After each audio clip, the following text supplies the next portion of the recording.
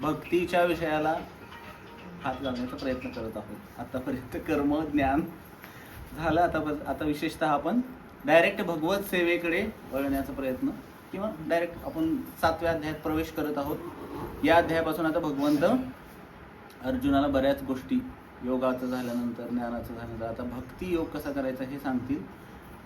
आणि त्यामध्ये भगवंतांनी काय सांगितलं, पहिल्यांदाच मैया आसक्त मना पार्थ, हे अर्जुना काय कर, माझ्याशी आसक्त हो आणि ऐक म्हणले. तत् शृणू, हे फार महत्वाचा शब्द आहे, तत् शृणू. तर आपणही काय केलं पाहिजे, ऐकणं.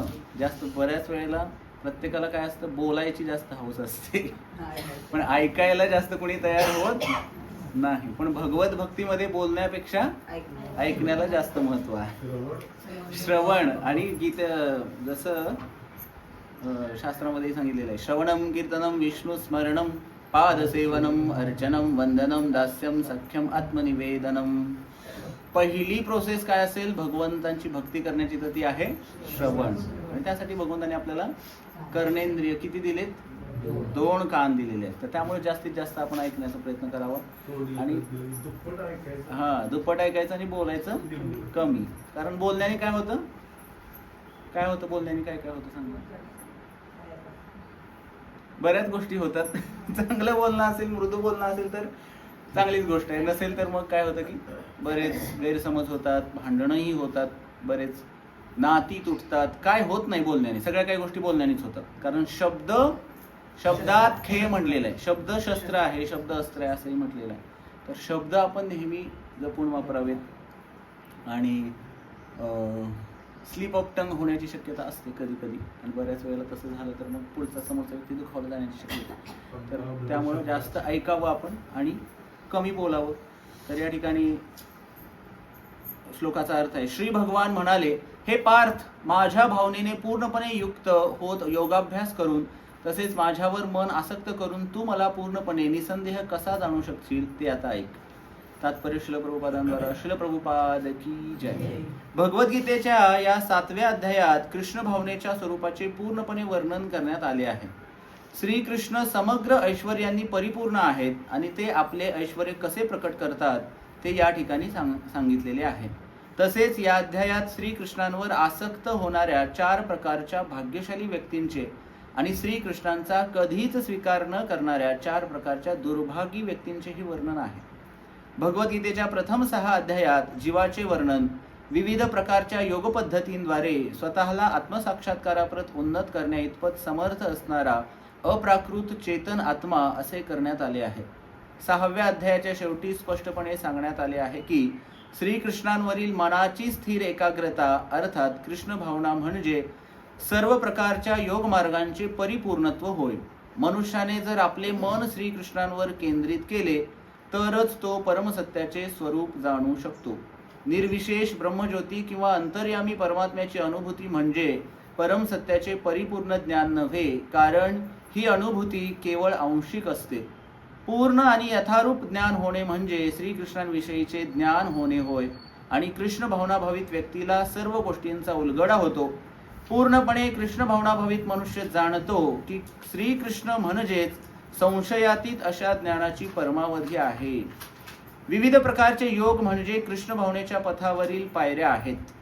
या ठिकाणी सांगण्यात आलेल्या अर्जुनाला भगवान सांगतात की माझ्यावरती मन आसक्त करून मला पूर्णपणे कसा जाणू शकशील ते आता तू ऐक. तर मन आपलं कोणावरती आसक्त व्हायला पाहिजे, भगवंतावरती आसक्त व्हायला पाहिजे. काय सावळा देखील आनंदाचा नाही, तेने वेधिले तेने वेधिले तेने वेधिले म्हण. त्याच्या आधीच काय नाही, त्याची सुरुवात काय, देखील पाहिला पाहिला नंदाचा नंदन तेने वेधिले तेने वेधिले तेने वेधिले म्हण. तर ते मन वेधून घेणारे भगवंत आहेत, मन चोरणारे भगवंत आहेत, हृदय चोरणारे भगवंत आहेत.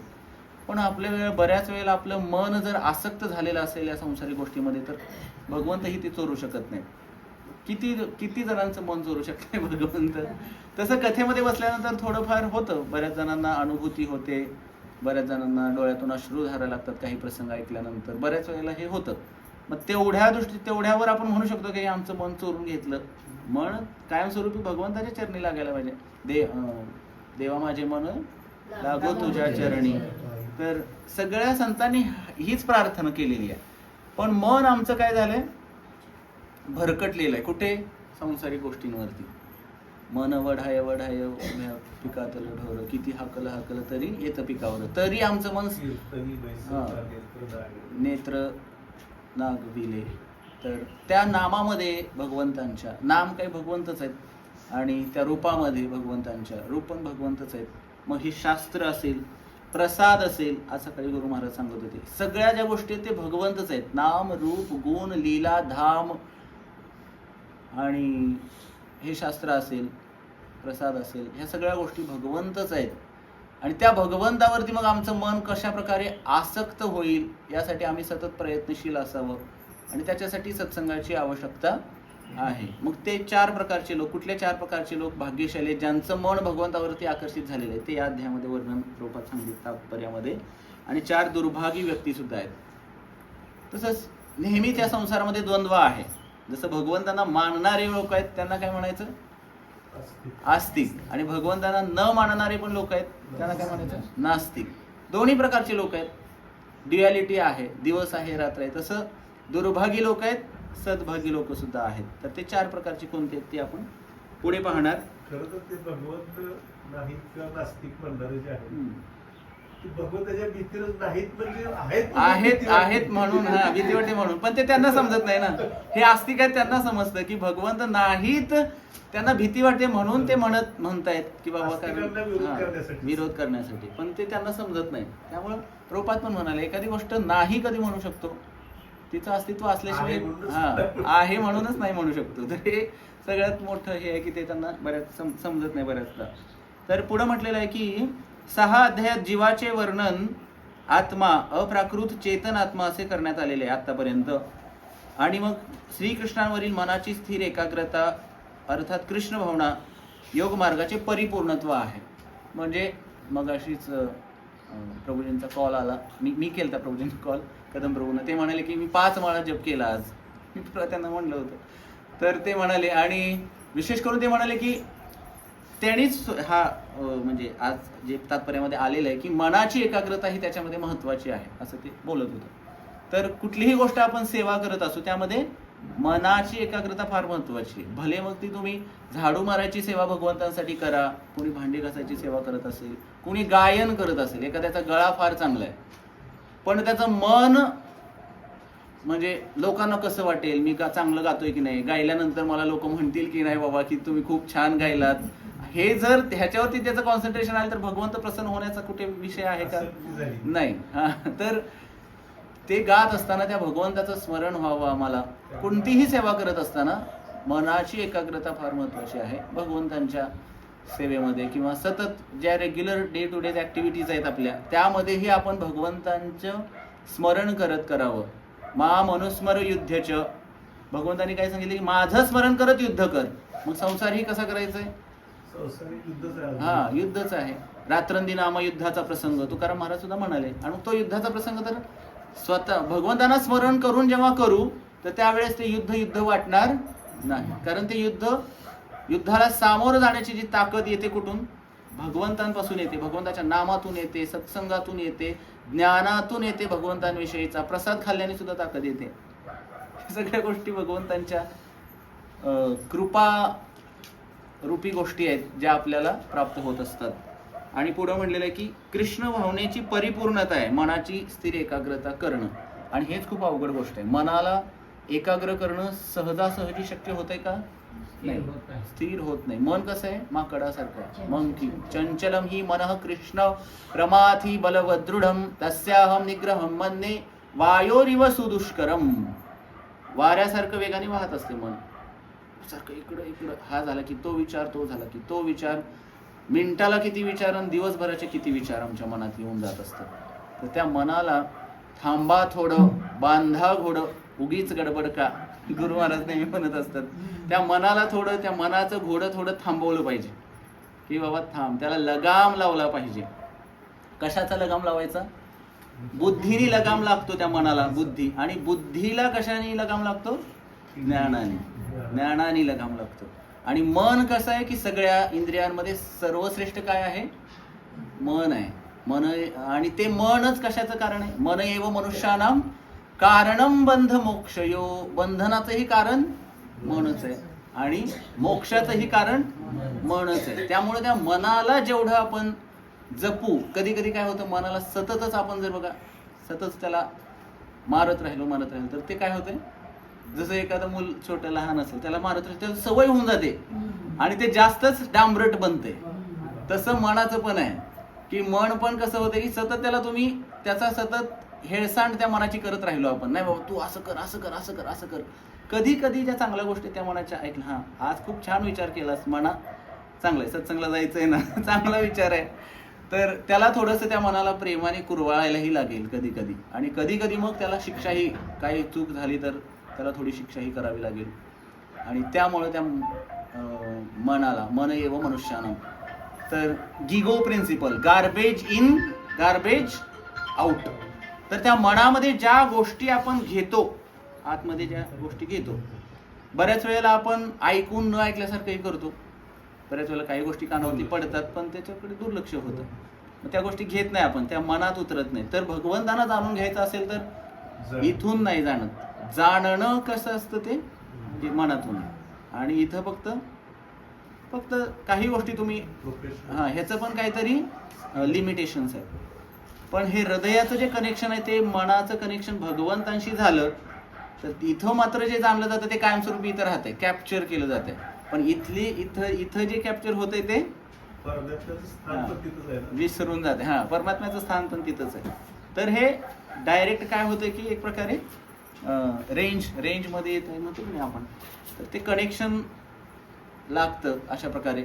तर त्यामुळे त्या मनाला जास्तीत जास्त good in good out, garbage in garbage out असं म्हणतात, जिगो प्रिन्सिपल म्हणतात. तर ते गार्बेज त्या मनामध्ये जाऊ नये यासाठी सतत प्रयत्नशील राहील पाहिजे. जे वैष्णव आहेत किंवा वैष्णव बनण्याचा आपण प्रयत्न करत आहोत, तर त्या भक्ताने नेहमी, Prabhupada also said that devotee should, काय एका भक्तानी, प्रभुपाद असं सांगितलं की भक्ताला पापाची भीती वाटली पाहिजे. Sinful, scared about fear of sinful activities. तर त्या कुठल्याही प्रकारचं पाप आमच्याकडून घडू नये हे सतत आमच्या मनाला अशी भीती असेल तर आम्ही चांगल्या गोष्टीच फक्त आतमध्ये. तर गुरु महाराज एक उदाहरण सांगतात. दिल्लीमध्ये चाललेले होते ड्रायव्हिंग करत आणि तिथं लिहिलेलं, मग तिथं सिगारेटची जाहिरात दिसली. काय म्हणजे सिगारेट कुठलं तरी असेल, बरेच सिगारेट आहेत. आणि ते सिगारेट ओढत असताना असं एक हिरो असतात जाहिरात करणारे अनेक जण, आणि ते सिगारेट आणि पुढं लिहिलेलं होतं कॅन्सर हॉस्पिटल. तिथून पुढं थोडं गेलं तर कॅन्सर हॉस्पिटल दिस वे. आधी सिगारेटची जाहिरात होती आणि पुढं थोडं गेल्यानंतर साइन बोर्ड होता की कॅन्सर हॉस्पिटल दिस वे. तर त्या मनाला, तर एखाद्याने मनाला जर कंट्रोल नाही केलं तर काय होईल, त्याला त्या कॅन्सर हॉस्पिटलमध्ये जावं लागेल. तर अशा प्रकारे आपण मनाला नेहमी, त्या मनाला नेहमी सतत लगाम लावतो. आणि तो तेवढा विचारही, मन कशासाठी दिले भगवंतांनी आपल्याला? विचार कुठे येतात? मनामध्ये विचार तयार होत असतात. मग ते विचार, हा, मनाचे श्लोक आहेत. तर मना सज्जना भक्ती पंथेची जावे, तरी श्री हरी पाविजे तो स्वभावे. उपेक्षू नको गुणवंता अनंता, रघुनायका मागणे हेची आता. समर्थ रामदास स्वामी महाराजांनी किती त्या मनाला इन्स्ट्रक्शन्स दिलेले आहेत. आणि तर मनच असं आहे की ते आपल्याला मुक्त करू शकते. त्यामुळे मनाला थोडंसं जास्त इम्पॉर्टन्स दिलेलं आहे ह्याच्यामध्ये सुद्धा, शास्त्रामध्ये सुद्धा. ते मन जर भगवंताच्या एकदा सेवेत लागलं तर मात्र त्या मनाला परत दूर कोणी करू शकत नाही, कुठलीही शक्ती. कारण मनामध्ये इतकी प्रचंड शक्ती आहे की ती मनातली शक्ती मानसिक दृष्ट्या, जर बघा काही पूजा सुद्धा मानसिक होते. ही पूजा तर आपण करतोय स्थूल रूपाने, पण मानसिक चिंतन करणारे सुद्धा काही भक्त आहेत ज्यांना भगवंताचं दर्शनही झालं आणि भगवंताने ती त्यांची सेवा. तर एकदा बघा एक ब्राह्मण होते उपदेशामृत या ग्रंथामध्ये आपण वाचलं असेल ही स्टोरी, तेव्हा आपण वाचन केलं होतं तेव्हा. तर त्यामध्ये रूप गोस्वामी सांगतात की एक ब्राह्मण व्यक्ती होता, त्यांनी काय केलं की मानसिक सेवा, त्यांना असं वाटलं की भगवंतांना खीर भोग लावावी आपण, पण तेवढे लक्ष्मी नव्हती, कुठून येणार एवढं, ते खिरीसाठी तूप लागतं, दूध लागतं, शेवया लागतात, खीर साखर लागते, सगळं आणायचं कुठून आणि तेवढं त्यांच्याकडे नव्हतं. तर त्यांनी काय केलं की मनातल्या मनात एक सुंदर असं तयारी केली, सगळी तयारी केली, सगळं ते तूप वगैरे दूध वगैरे झालं, सगळं झालं, आणि आता खीर गरम आहे का हे बघण्यासाठी बोट घातलं त्याच्यामध्ये, आणि बोट घातल्यानंतर बोट भाजलं त्यांचं, आणि डोळे उघडून बघते तर खरंच भाजलेलं होतं. सगळं मनाने, हे याला म्हणायचं मानसिक सेवा, मानसी सेवा, मानसिक सेवा. करावी ती पूजा मनेची उत्तम, लौकिकाचे काम काय असे. तर किती सुंदर बघा. तर हे मनाने सेवा करणं गरजेचं आहे. कधी कधी बऱ्याच, पण त्याच्यासाठी अगोदर स्थूल रूपाने करा, कारण डायरेक्ट मनाने सेवा करणं त्या स्तरापर्यंत जाणं शक्य नाही. तर ह्या ठिकाणी मनाच्या विषयी बऱ्याच गोष्टी सांगितल्या. पुढे म्हटलेलं आहे, विविध प्रकारचे योग म्हणजे कृष्ण भावनेच्या पथावरील पायऱ्या आहेत. जो प्रत्यक्षपणे कृष्ण भावनेचा स्वीकार करतो त्याला आपोआपच ब्रह्मज्योतीचे आणि परमात्म्याचे पूर्ण ज्ञान होते. कृष्ण भावनेच्या योगाभ्यासाद्वारे मनुष्याला परमसत्य, जीव, भौतिक प्रकृती आणि त्याचे प्रकटीकरण या सर्व गोष्टींचे पूर्ण ज्ञान होते. म्हणून मनुष्याने 6व्या अध्यायाच्या शेवटच्या श्लोकामध्ये सांगितल्याप्रमाणे योगाभ्यास केला पाहिजे. शास्त्रामध्ये सांगितल्याप्रमाणे भगवान श्रीकृष्णांच्या ठायी मनाची एकाग्रता नवविधा भक्तीद्वारे शक्य होते. या नवविधा भक्तीमध्ये श्रवणम हा सर्वप्रथम आणि महत्त्वपूर्ण विधी आहे. म्हणून भगवंत अर्जुनाला तत्शृणु अर्थात माझ्याकडून ऐक असे म्हणतात. भागवतामध्येही हा शब्द बऱ्याच वेळेला आलेला आहे, तत्शृणु किंवा श्रवणम. आणि ऐकण्याचं महत्व, विशेष करून भागवत, भगवद्गीता, तुकाराम महाराजही म्हणाले गीता भागवत करीती श्रवण, आणि मग श्रवण झाल्यानंतर चिंतन होणार त्याचं, अखंड चिंतन विठोबाचे. कारण जे श्रवण करतोय त्याचंच मन काय करेल, चिंतन करेल. आणि जे मग त्यामुळे चांगलं श्रवण केलं पाहिजे. बॉलिवूडचे गाणे ऐकले तर, रोमॅन्टिक सॉंग्स ऐकले तर तशाच प्रकारचं चिंतन होईल. आणि भगवत भक्तिमय जर गीत आपण ऐकले किंवा हरे कृष्ण महामंत्र जर आपण सतत ऐकत राहिलो तर आपलं मन त्याच फ्लोमध्ये राहील कायमस्वरूपी. मेरो मन वृंदावन में अटको, त्या मनाला ते मन वृंदावनामध्ये, I lost my heart in Vrindavan, माझं हृदय, माझं मन तिथं विसरून आलो. आणि मग बऱ्याच वेळेला बऱ्याच गोष्टी करत असताना आपण कधी कधी म्हणतो माझं मनच लागत नाही, हो त्या गोष्टीत माझं मन लागतच नाही. बऱ्याच गोष्टीमध्ये ज्या भगवंताशी निगडीत नाहीत त्या गोष्टीमध्ये मन बऱ्याचदा लागत नाही. पण असं भगवत भक्ती, आता ज्याला भगवत भक्तीचा गंधच नाही, ज्ञानच नाही भेटलं, तो व्यक्ती म्हणेल की नाही माझं मनच लागत नाही. पण एखाद्याला जसं ती टेस्ट भेटलेली आहे, सत्संगाची असेल, नामाची असेल, सेवेची असेल भगवंतांच्या, तो व्यक्ती, तो चस्का त्याला लागलेला आहे, तो सोडू शकत नाही. तर त्यामुळं मन स्वप्नी दिसे, जे मनात असेल ते स्वप्नामध्ये, स्वप्नही तशीच पडायला सुरू होतात. काही काही जण मला आता फोन करून सांगतात प्रभूजी माझ्या स्वप्नात भगवंत आले, कधी कधी राधा पंडित, कधी कधी प्रभुपाद आले म्हणून सांगतात काही जण. कारण चिंतन ज्याचं होईल स्वप्नात तशीच पडणार आहेत. 10 दिवसापूर्वी असं दुपारच्याच होते, मला श्रीकृष्ण गेले ते 2 वर्षाचे, पण एकदम गोरे पान, सावळ्या वर्णाचे नव्हते. चैतन्य महाप्रभूंची कृपा आहे ना तुमच्यावर. रव्याचा लाडू जय हो जय हो जय हो, हरी बोल. तर असं कधी कधी होतं. आणि हे रेग्युलर जेव्हा होईल त्यावेळेस मग आपण आत्मसाक्षात्कारापर्यंत पोहोचलोय, थोडं बरं काहीतरी आपली भक्ती झालेली आहे असं म्हणायला हरकत. पण आता चालू केले म्हटल्यानंतर हे तरी चालू झालेलं आहे थोडंफार तरी. पुढं म्हटलेलं आहे माझ्याकडून ऐक, श्रीकृष्णांपेक्षा अधिक श्रेष्ठ प्रमाणित व्यक्ती कोणीच असू शकत नाही. आणि म्हणून त्यांच्याकडून श्रवण केल्यामुळे मनुष्याला पूर्णपणे कृष्ण भावना भावित होण्याची सुसंधी प्राप्त होते. भगवंतांकडून ऐकायचं किती महत्वाची गोष्ट आहे. तेव्हा भगवान श्रीकृष्ण दुर्योधनाकडे चाललेले होते, तर त्यावेळेस दुर्योधनाला सांगण्यासाठी चालले होते, शास्त्राचा उपदेश करायला चालले होते. तर त्यावेळेस जे ऋषीमुनी त्यावेळेस जे उपस्थित होते त्या ठिकाणी, तर सगळे ऋषीमुनी म्हणाले, भगवंतांना विनंती केली तुम्ही शास्त्रार्थ करणार आहात, तुम्ही शास्त्राविषयी तुम्ही बोलणार आहात, भगवंत आम्हाला ऐकण्याची संधी द्या. तुम्ही दुर्योधनाकडे चाललेले आहात, आम्ही अदृश्य रूपाने त्या ठिकाणी येणार, पण आम्हाला ऐकण्याची संधी द्या.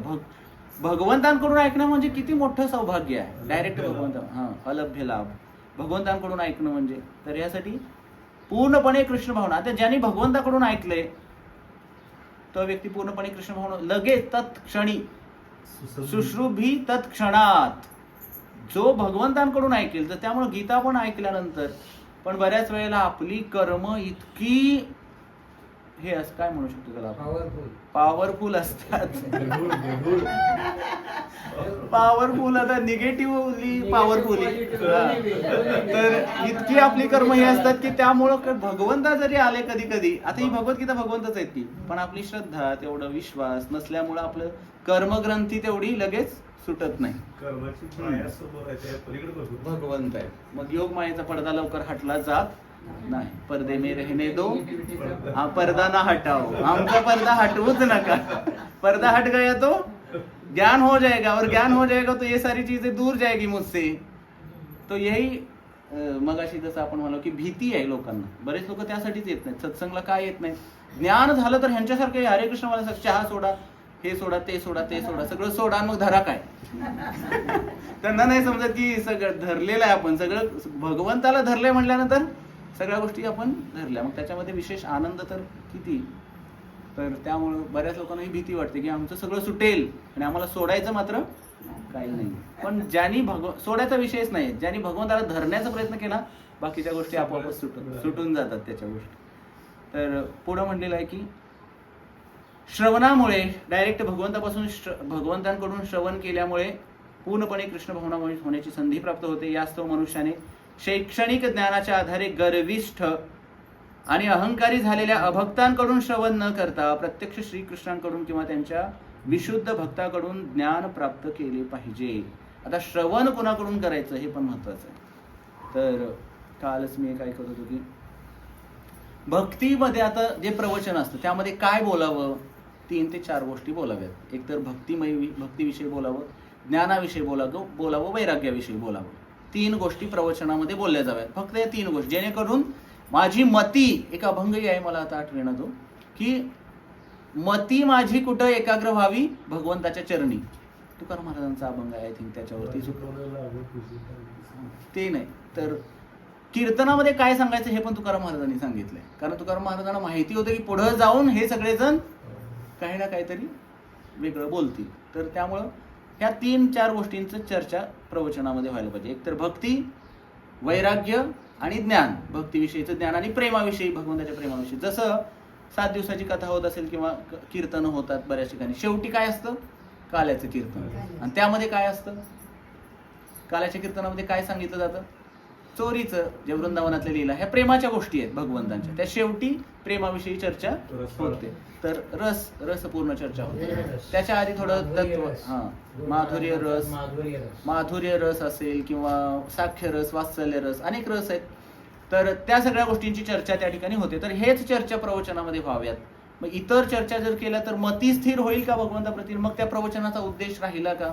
नाही. तर त्यामुळं विशुद्ध भक्ताकडून ऐकल्यानंतरच, आणि जे विशुद्ध भक्त आहेत ते ह्या पलीकडच्या गोष्टी बोलू शकतात का? ठरवलं तरी सुद्धा त्यांच्या तोंडून हे बाकीच्या गोष्टी निघणार नाहीत. तर त्यामुळे विशुद्ध भक्ताकडून ऐकलं पाहिजे. आणि प्रवचनकार सुद्धा मी असं म्हणजे असं सांगते, शास्त्र असं सांगतं असं म्हणायला पाहिजे. मला असं Srila Prabhupada never said like this, की मी असं म्हणतो. Prabhupada what Prabhupada said? Krishna says in Bhagavad Gita. Krishna said. तुम्ही प्रभुपादांचे प्रवचन हिंदी मधले पण ऐका किंवा इंग्लिश मधले ऐका, प्रभुपाद तेच बोलतात. व्हाय प्रभुपाद इज डुईंग लाईक दिस? प्रभुपाद का म्हणतात की कृष्ण सेज इन भगवद्गीता?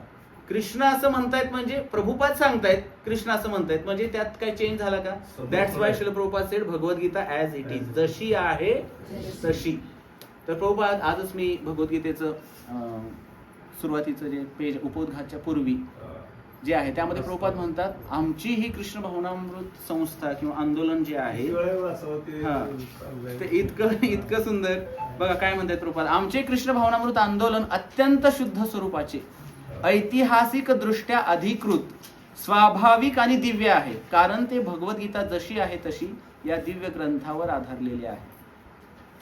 काय काय सांगितलं आंदोलनाबद्दल? शुद्ध स्वरूपाचे ऐतिहासिक दृष्ट्या. काही जण म्हणतात की ही इस्कॉन आता नवीन नवीन आले, 50 वर्षाची संस्था आहे, असंही काही जण म्हणतात. तर प्रभुपाद सांगतात ऐतिहासिक दृष्ट्या आहे, स्वाभाविक आहे, दिव्य आहे. किती प्रभुपादांना म्हणजे कॉन्फिडन्सनी बोलतायत प्रभुपाद. पुराण हा इतिहासच आहे. इतिहास आहे प्रभुपादांचा. तर इतकं प्रभुपादांनी ह्या सगळ्या गोष्टींवरती, कारण प्रभुपादांना म्हणजे शुद्ध भक्त आहेत, विशुद्ध भक्त आहेत भगवंताचे, त्यांच्याकडून ऐकल्यानंतर. आणि आपण एवढ्या वर्षापासून आता 1.5-2 वर्ष होत आले असतील भागवताला. 2 वर्ष होतील ऑक्टोबर-नोव्हेंबरमध्ये काहीतरी. 2 वर्षापासून आपण भागवत ऐकत आहात. तर ते भागवत जेव्हा आपण ऐकतोय ना, तर या जगात भागवत ऐकण्यासाठी किंवा ऐकण्यासारखी किंवा भगवंतांबद्दल ऐकण्यासारखी दुसरी कुठलीच गोष्ट तेवढी महत्त्वाची नाही, किंवा त्याच्यासारखी फळ देणारी गोष्ट कुठलीच नाही भागवतम ऐकण्यासारखी. इतकं महत्त्वाचं आहे ते भागवतम ऐकणं. कारण ते जर आपण ऐकत नसू तर मग आपण काहीतरी या मनुष्य जीवनामध्ये येऊन आपण काहीतरी नक्कीच मिस करतोय. आणि जर आपल्याला खरंच उद्धार करायचा असेल स्वतःचा, तर भागवत रोज ऐकलं पाहिजे. नित्यम भागवत सेवया.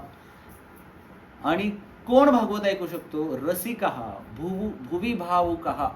जो भावुक आहे, जो रसिक आहे, असेच व्यक्ती ऐकूही शकतात आणि असेच व्यक्ती भागवत सांगूही शकतात. आणि मग सरपोच्छिष्ट पयो यथा. जसं बाहेरचे व्यक्ती काय करतात, तर एखादा कुठं कीर्तन असेल, काय असेल, हा तर स्वाभाविकपणे एखाद्याने आणून दिली दक्षिणा. काल आम्ही एका ठिकाणी गेलो, तर गेल्यानंतर असतो प्रत्येकाचा भाव. त्यांनी दक्षिणा काढली आणि सोबत एक व्यक्ती होते, त्यांना विचारलं की दक्षिणा घेतात का, तर त्यांनाही माहिती नव्हतं. तर ते म्हणले नाहीत घेत बहुतेक. त्यांनी डायरेक्ट विचारलं तुम्ही घेता का दक्षिणा? म्हणलं दिली तर घेतो, नाही तर नाही घेत, असं काय आम्ही मागत वगैरे नाही. तर मग त्यांनी दक्षिणा दिली. तर आपण असं काही मागत नाही. पण काही जण असतात की डायरेक्ट कॉल येणार, हा भागवत कथेचे किती होतात, काय रेट आहे तुमचा, असं पण होतं कधी कधी. तर हे तर ते व्हायला नको. कीर्तनासाठी किती घेता वगैरे वगैरे. तर त्या गोष्टी शास्त्रानुसार नाही. हा ठीक आहे, एखाद्याचं स्वतःहून दिलं तर हा काही व्यवसाय नसावा. आणि त्यामुळं कधी कधी आपले जे आचार्य ते म्हणजे सरपोच्छिष्ट पयो यथा. जसं एखादा साप, विषारी साप आहे, त्यालाच आपण दूध प्यायला दिलं स्वतःच्या घरात सांभाळल्याप्रमाणे, सापाला, विषारी सापाला कोण सांभाळेल का?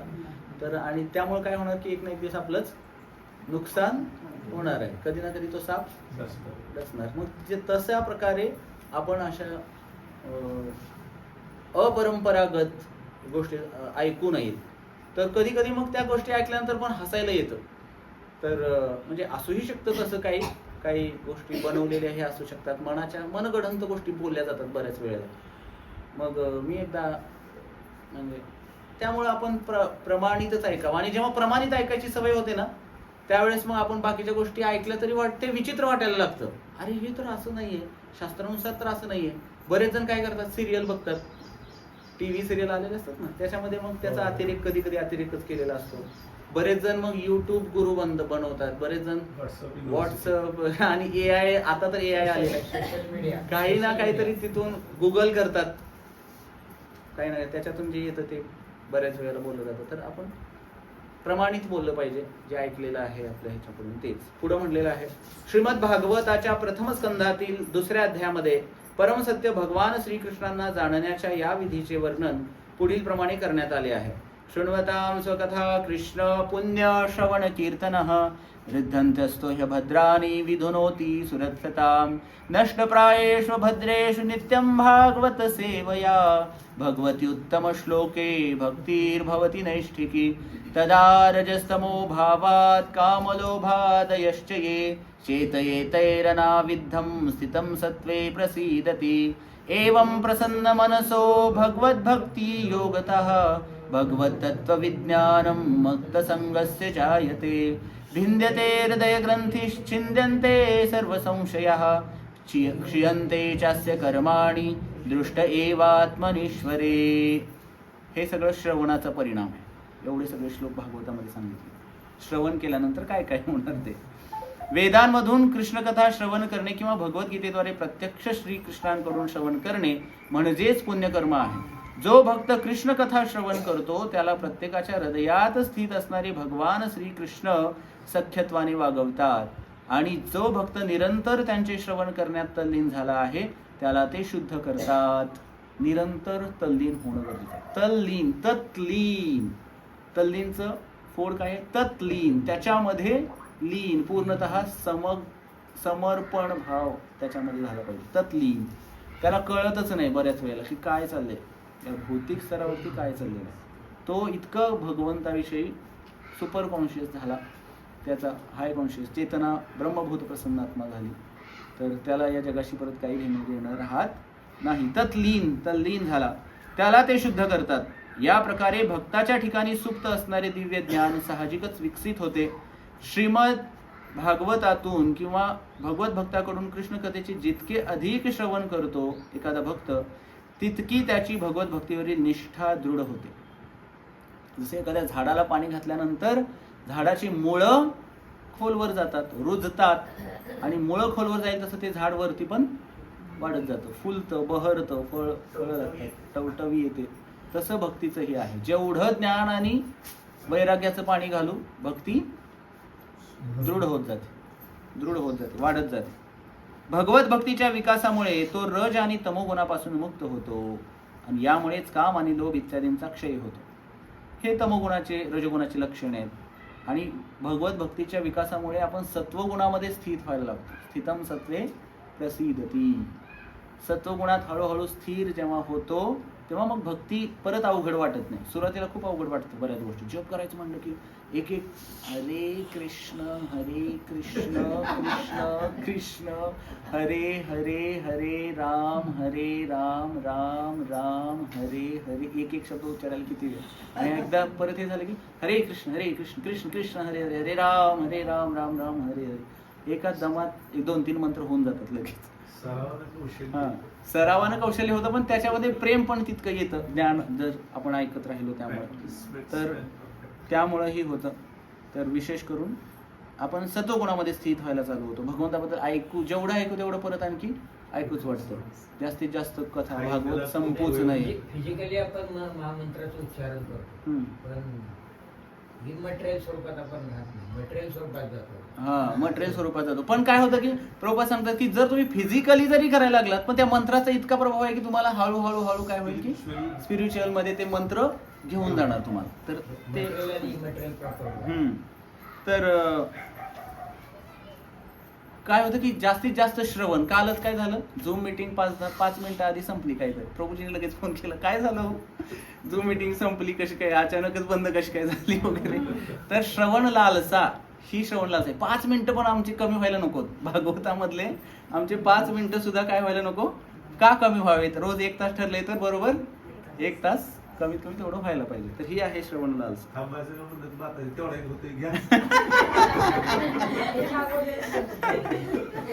तर ही जी लालसा आहे ना, तेवढं एक होतंय घ्या. ही कशाची लालसा आहे? श्रवण लालसा. की भगवंताबद्दल म्हणजे कुठेतरी मनाबद्दल प्रेम, आसक्ती, ओढ निर्माण झालेली आहे की ती आम्हाला थांबू देत नाहीये. की आता चला अजून ऐकूया. काय झालं?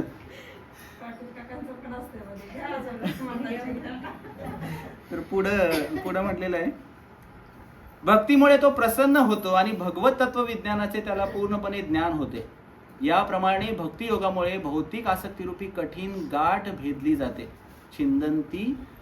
भिंद्यते हृदय ग्रंथी छिंदन्ते सर्व संशय. आणि सगळे संशय दूर होतात. असंशयम समग्रम.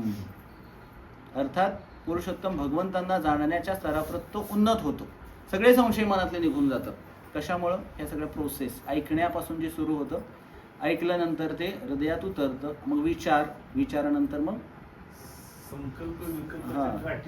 सुटतात सगळे, आणि मग विचारानंतर मग हळूहळू ती प्रत्यक्षात कृती सेवा होते. आणि मग तशी सेवा पूर्ण केल्यानंतर मग हृदयातलं हळूहळू कल्मश पूर्ण निघून जातात, संशय निघून जातात. मग असे काही आपल्याला साक्षात्कारही होतात, भगवंत दर्शन देतात किंवा काहीतरी गोष्टी घडतात आपल्यासोबत, आणि मग त्याचा आपल्याला परिणती होते, आणि मग परत आणि आपला उत्साह वाढत राहतो. म्हणून श्रीकृष्ण किंवा त्यांच्या भक्तांकडून केवळ श्रवण केल्याने मनुष्य भगवत तत्व कृष्ण तत्व जाणू शकतो. त्यामुळं काय केलं पाहिजे? श्रवण केलं पाहिजे, भगवंतांबद्दल ऐकलं पाहिजे. म्हणून तुकाराम महाराज काय म्हणतात, भगवंतामध्ये जास्तीत जास्त सत्संग घडावा आणि जेवढा सत्संग शक्य आहे तेवढं. जसं आपल्या माताजी किती सत्संग करत असतात, इकडे तिथलं झाला सत्संग आता लगेच इकडं आले, त्या भोसले माताजी इकडं आल्या बघा लगेच, तिथं 2 तास ऐकून परत इथं अजून 3 तास. आता तर काय, आता त्या फ्री आहेत तर त्यामुळे त्या जास्तीत जास्त सत्संग जेवढं जास्त लाभ घेता येईल, माहिती नाही ना किती दिवस राहिले आपल्याकडे, जास्तीत जास्त जेवढं सत्संगाचा लाभ घेता येईल, जेवढं ऐकता येईल, जेवढं भगवंताबद्दल ज्ञान होईल, तेवढं प्रेम वाढणार. आणि सत्संगामध्ये बसल्यानंतर आयुष्य मर्यादा पण वाढते असं म्हणलं भागवत ऐकायला बसल्यानंतर. तर त्यामुळे भागवत ऐकावं, कारण काय होतं तेवढा काळ सेवा घडते. आणि भागवत इतकं हे आहे, रसपण आहे, आणि भगवंत आहेत ना, साक्षात भगवंताच्या कथा आहेत. तर त्या कथांमध्ये तव कथामृतम तप्त जीवनम कविभिरीडितम कल्मषापहम भुवि गृह्णन्ति ये भूरिदा जनाः. तुमच्या या कथामध्ये आम्हाला या सगळ्या संसार दावा, सुरुवातच आपली सकाळची मंगलारती आपण म्हणत असतो, संसार दावा नललीढ लोक त्राणाय कारुण्य घना घनात्वम. या दावानलातून बाहेर काढणाऱ्या तुमच्या कथा, संसार सारं भुजगेंद्र सदा वसंतम हृदयारविंदे भवम भवामी सैतांतभावी. तर त्यामुळे ह्या संसाराच्या ज्या दावानल आहे, अग्नी पेटलेला आहे, त्याच्यातून आम्हाला बाहेर काढणारं काय आहे तर केवळ श्रवण, भगवंताच्या कथांचं श्रवण. त्यामुळे या कथा श्रवण करत राहूयात आणि भगवंताप्रती शरणागत होऊयात. हरे कृष्ण कृष्ण कृष्ण हरे हरे, हरे राम राम राम हरे हरे. ग्रंथराज श्रीमद भागवतम की श्रील प्रभुपाद. आता बराचशी थोडा होता या उद्या सप्ताह आहे, तर त्याच्यामध्ये 4 ते 6